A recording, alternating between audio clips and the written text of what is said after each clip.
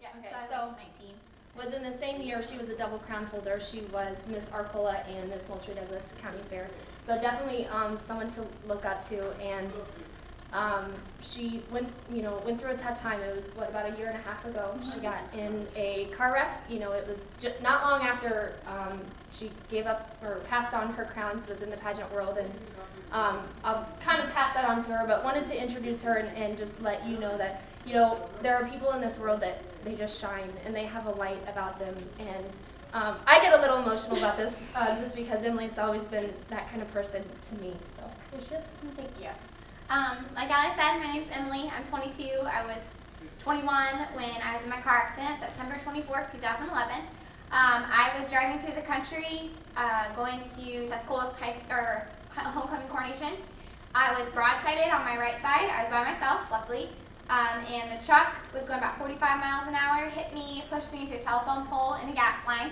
I wish I could tell you a little bit more, I'm not here to tell you I had some supernatural experience. I'm not here to tell you I didn't either, because I don't remember. I would like to think that I did. I'm not going to say I saw angels or anything like that, but it was definitely an eye-opener. As a result of my accident, I had a broken C4 in my neck. I had 2 breaks in my pelvis, which the pelvis next to the femur is one of the hardest bones in your body to break, and I had 2 of them.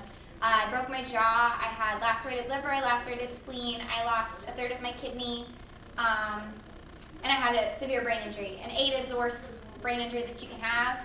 I had about a 6 or a 7. They're not really sure. I was in the ICU for 4 days. I was in the hospital for 3 weeks, and they didn't think I was going to be walking until Christmas. But I'm standing here in front of you. I was walking in November. I was walking early, and I progressed through therapy so quickly. I still struggle a little bit with my brain injury, but as quickly as I recovered, the doctors were dumbfounded. I whipped through physical therapy. They put me in aquatic therapy. I whipped through that, and and the doctors also accredited most of that to I was in my peak physical condition before my accident, and a lot of it has to do with these 2 ladies standing here in front of you. I was running 2-3 miles a day, every day. I was kind of addicted to running. I was the type of person that had nightmares about running, but thanks to these 2, I was running every day. And a big thing was the yoga. If I hadn't been doing yoga, my neck injury would have been a lot worse. Everything could have been just a lot worse.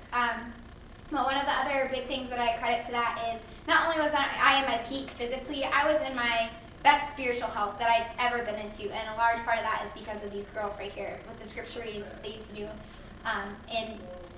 The whole time, I don't remember ever feeling, I think there was a couple days where I was upset, but I don't remember feeling upset, like, woe is me, why did this happen to me? Because once you get stuck in that dark place, it's really hard to get back up.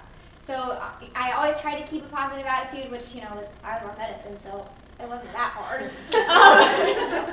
But I did stumble on a quote the other day that I really would like to share with you guys. When Allie and Amber invited me, I thought of you. So I'd like you guys to close your eyes right now, and with your right hand, reach over and down on your heart. Can you guys feel that beating? That's called a purpose. You're alive for a reason. And every time you're exercising and that heart is pumping and making it stronger, you're making your purpose in life stronger. Every time you open your heart to do something kind for someone else, you're making that purpose more kind and more happy for other people. And when you open your heart to God, you're making your purpose more clear to yourself. Let's work out.